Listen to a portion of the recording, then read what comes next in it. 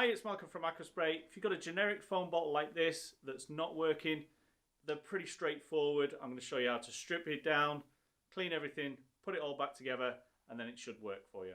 So this is the foam bottle we're going to strip, and this is it here. So the first thing you want to do is take the screw out of the top where the knob is and take the knob off, and then we can unscrew this bit that's holding the valve, and this unscrews as well. Got to make sure that O-ring is okay, and then unscrew this top.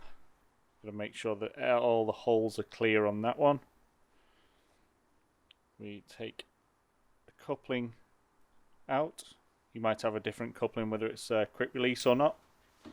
Once that's out, there is a nozzle in the far end that you can get a flat screwdriver in and unscrew it. I've already taken it out.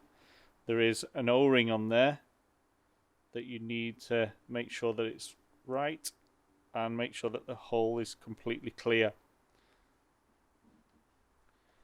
Once you've done that, you can get a small socket onto this and unscrew the main carrier. There is a hole in there, and you need to make sure that that is clear as well, otherwise it can't suck the chemical up. That's the hose barb that uses the suction hose on. Once you've done that, you will have a small pin about here that you can just push out with another pin or something and take that off, and that's what you're left with. You can unscrew the main housing. This is the main valve housing, and make sure that everything's clear here. Once you've done that, you make sure everything's clear in there, and you can unscrew this bit. Now you will need this O-ring on, you will need this O-ring on. If they're not there, you will need to replace them. You'll make sure that all the holes are completely clear and there's nothing in there. And then inside here is the main gauze. You can see this one's quite dirty. Probably just needs a good clean. You can replace these if you need to, but as long as everything's clear, when you reassemble it, it should work perfectly. So I'm going to clean that and then do that now. Reassembly is pretty straightforward. The actual gauze placed, and then screw this up. Give it a quick nip. It doesn't need to be really tight because it's on O-rings. Once you've done that, make sure there's nothing wrong with this O-ring. This is probably better Loctited. I will Loctite it in the end, but I won't do it just yet. So we just need to screw that up.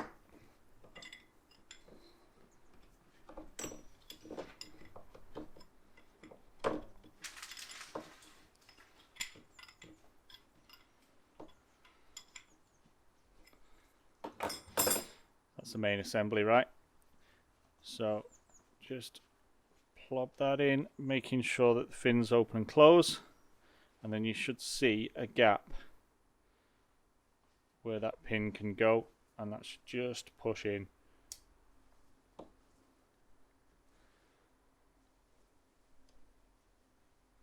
Like so. So that's perfect. They look identical, that side and that side. That side's got the Loctite in, so I know it's this side. Again, I would Loctite this normally, just for demo really. The bottom end.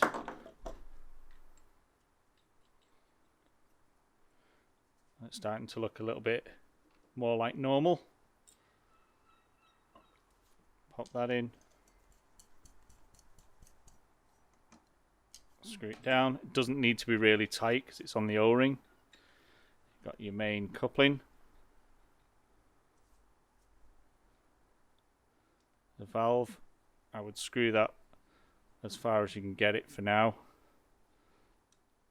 Cap over the top, and again as far as it can go.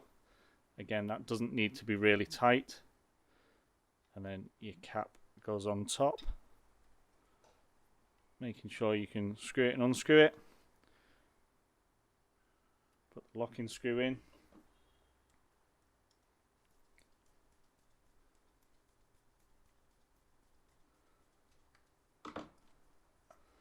The hose on the barb. And you're all done.